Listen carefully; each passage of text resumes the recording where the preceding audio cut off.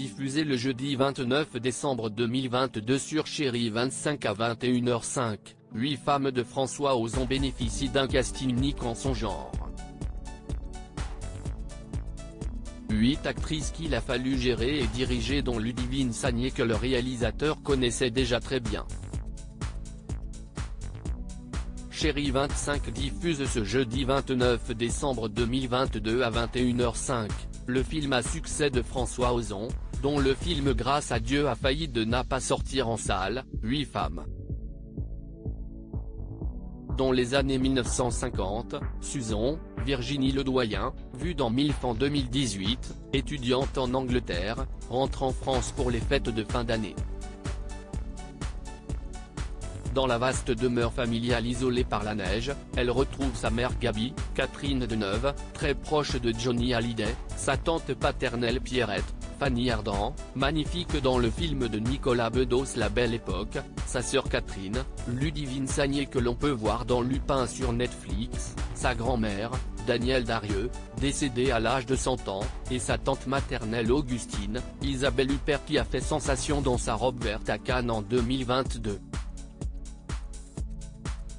Pour veiller au bien-être de ces dames, Louise, Emmanuelle Béard, éternelle héroïne de Manon des Sources, et Madame Chanel, Firmin Richard qui a eu du fils à retordre avec son fils, les domestiques, s'affairent entre le salon et l'office. Quand Marcel, Dominique Lamure, le maître de maison, est retrouvé assassiné dans son lit, un poignard planté dans le dos, les femmes présentes sont terrorisées. Bientôt, elles se soupçonnent l'une l'autre du meurtre. Un casting de folie dans cette comédie façon enquête policière à la Cluedo, on est évidemment séduit d'emblée par le casting 5 étoiles. Dans une longue interview accordée au magazine suisse, Le Temps, François Ozon était revenu sur chaque de ses actrices avec un mot gentil ou une anecdote sur chacune. Par exemple, il rendait hommage à Danielle Darieux, la doyenne du film. Elle était capable de passer, d'une minute à l'autre, de la drôlerie et de la légèreté à la profondeur.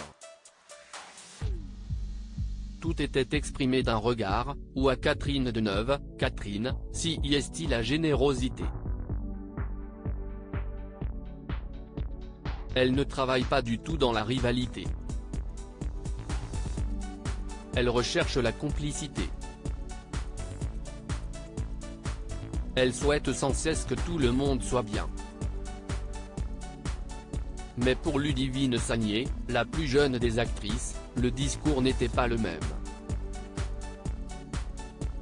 Et pour cause. La bouc émissaire Ludivine Sagnier. François Ozon évoquait ainsi la jeune actrice. Parmi les films de Ludivine, je suis presque obligé de citer celui que nous avions déjà tourné ensemble, Goutte d'eau sur pierre brûlante, 1999. D'après une pièce de Fassbinder. Forcément, si est-il là que je l'ai découverte. Son rôle lui permettait de développer une très grande sensualité. Elle en a un peu souffert, des gens lui disaient, vous étiez nu dans ce film. J'ai donc eu envie de lui donner un rôle différent. Un rôle différent et réussi mais que Ludivine va payer d'une certaine façon. Tout le monde, sur le plateau, l'a considérée comme la petite jeune que toutes les actrices avaient envie de materner, reprend le réalisateur. Dans le groupe, elle est sans doute celle dont je me suis le moins occupé. Peut-être que je me suis permis d'être plus dur avec elle parce que je n'osais pas utiliser les autres comme bouc émissaire. Quand ça n'allait pas, je me vengeais sur elle. Elle ne lui en voudra pas puisque Ludivine Sagnier retrouvera le réalisateur en 2003 pour le rôle principal de Swimming Pool. À lire aussi, Fanny Ardant dévoile les coulisses très drôles de sa célèbre scène de baiser avec Catherine Deneuve dans 8 femmes.